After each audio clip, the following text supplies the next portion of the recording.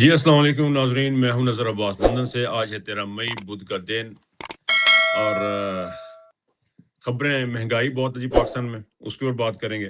مریم کے شگوفے ہیں، قیادت کے آنے سے کیا اثر پڑا کل منگل والے دن اڈیالہ کے باہر، اس کے اوپر تھوڑی سی گفتگو کریں گے۔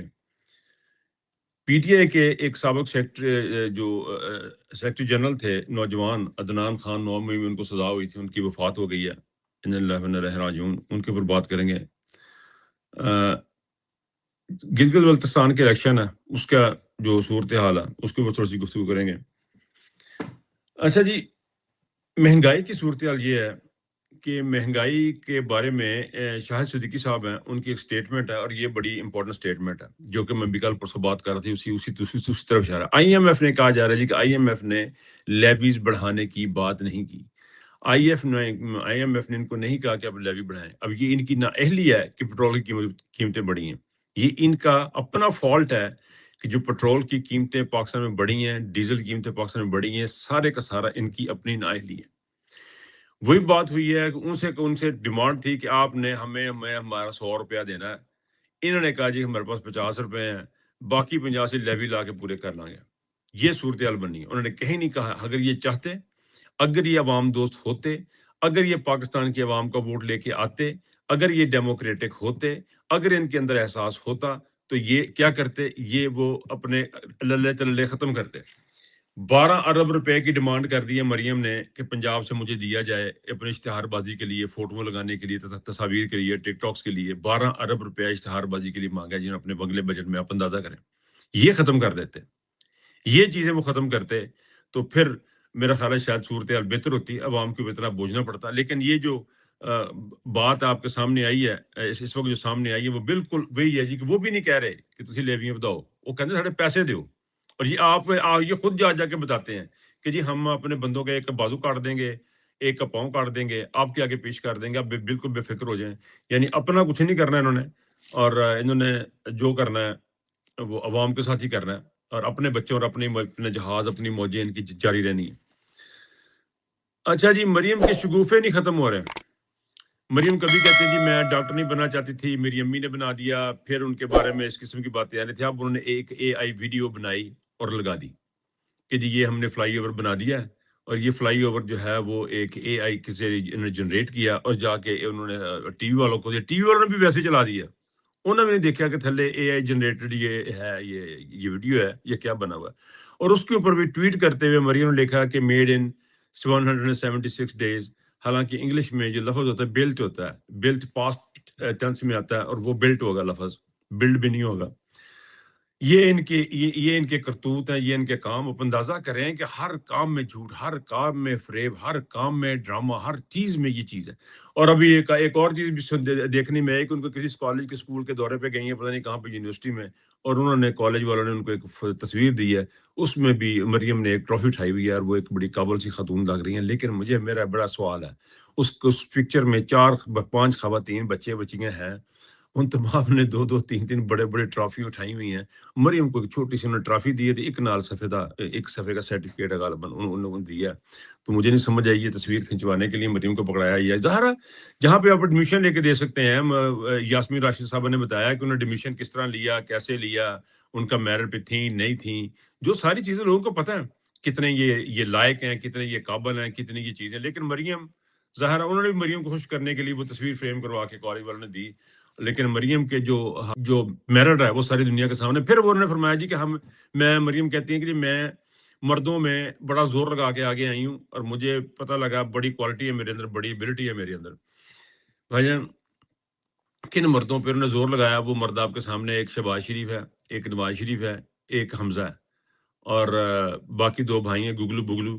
اور جو حمزہ ہے اس بیچارے کے ساتھ بڑی زیادتی ہو رہی ہے۔ ویسے بائی دا وے حمزہ کے ساتھ بڑا ظلم ہے کہ اس کو سننے میں ابھی خبر یہ ہے کہ جس کو پنجاب کا بھی وزیر اعلیٰ نہیں لگنے دیا جا رہا، اور پنجاب کا صدر نہیں بننے دیا جا رہا مسلم لیگ نون کا، یہ بڑا ظلم ہے، زیادتی ہے اس بندے کے ساتھ۔ اس کا بھی تھوڑا بہت حق ہے، وہ بھی کوئی تہاڈا فیملی دا تی پتر ہے، انہوں بھی دیکھو، لیکن وہ اس کو نہیں دیکھیں گے۔ یہ مریم کے جو ہے نا، مریم ایک پراپر قسم کی خاتون میں حسینہ واجد حسین، یہ نا یہ جو بنگلہ دیشی خاتون تھیں، یا خواتین جو ظالم قسم سے پھولن دیوی ٹائپ کی خواتین تھیں، یہ ان کی کیٹیگری میں آتی ہیں، ان قسم۔ اور خود پرستی انتہا کی ہے اس خاتون کے اندر. اچھا جی, کل ایک چیز ہوئی اڈیالہ کے باہر. اڈیالہ کے باہر یہ ہوا جی کہ سارے M N A M Ps وہاں پہنچے, پارلیمنٹ کے ممبران پہنچے, نیشنل اسمبلی کے ممبران پہنچے اور سینیٹرز پہنچے. دیکھیں پاکستان تحریک انصاف کی جو ٹیم ہے وہ بھی, اور جو انڈیپینڈنٹ سوشل میڈیا لوگ ہیں جو والنٹیئرز کام کر رہے ہیں, وہ تمام کے تمہارے, ہم اس کو ڈفرینشیٹ کرنا چاہیے ہمیں. ایک تو social media P T I کا آفیشیل ہے, ایک سارے کا سارا میرے ارگے بھی سارے سوشل میڈیا نے.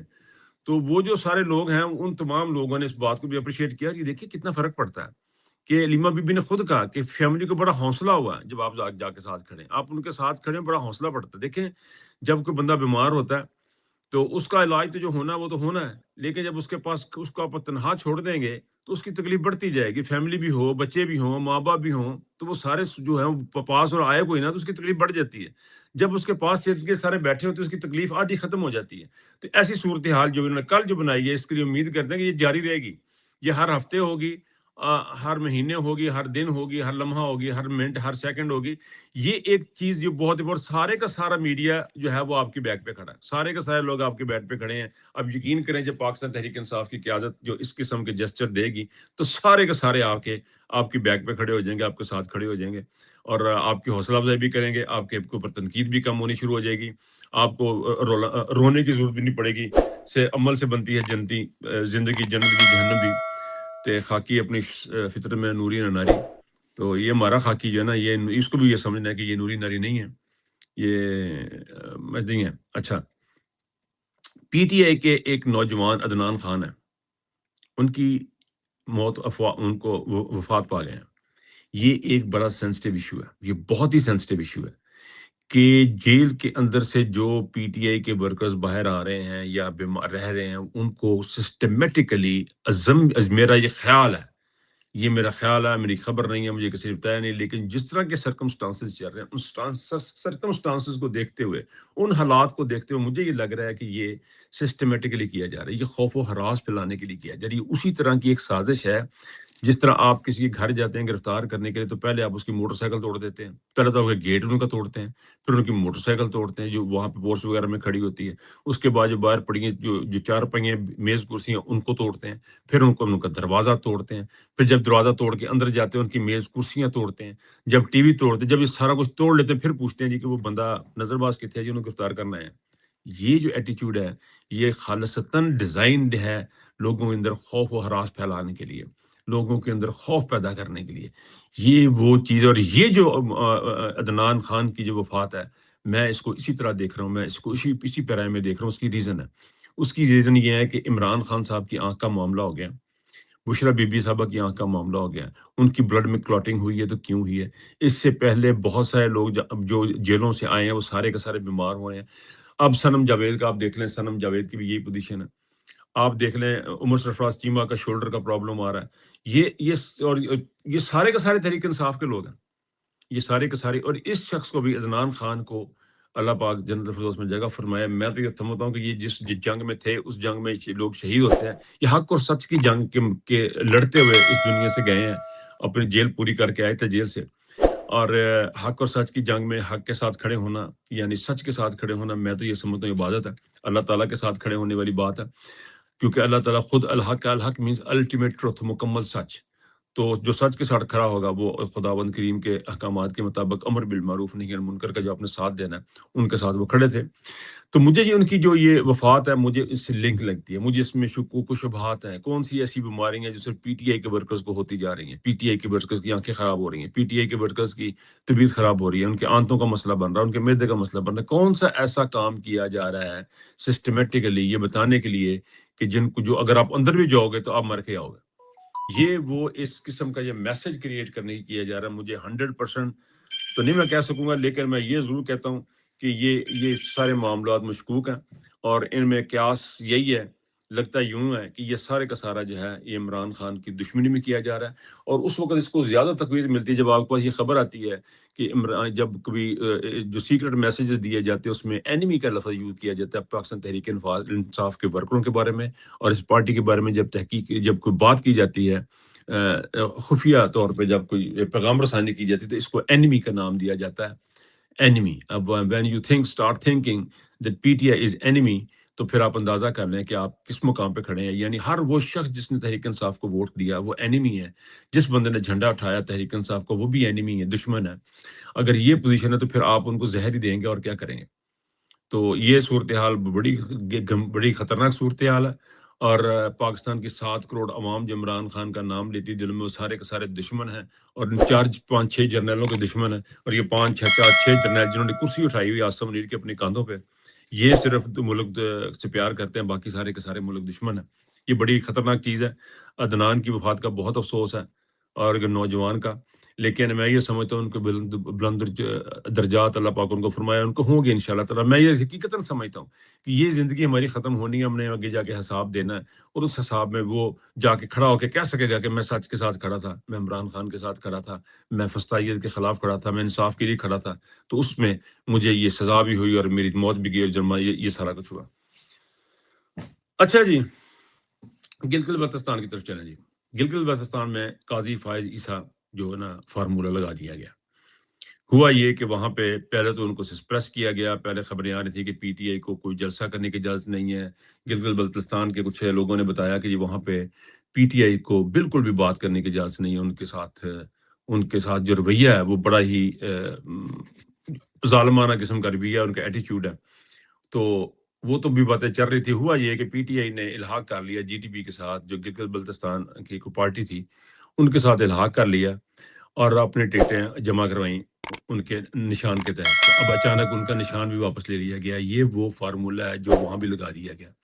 اب الیکشن میں حصہ لینا وہ تو خود اپنے فیصلے کرتے رہیں گے, لیکن میں یہ سمجھتا ہوں کہ پاکستان تحریک انصاف کی جو لیڈرشپ ہے اس کو بات یہ سمجھنی ہے کہ یہ آپ کی جنگ ہے.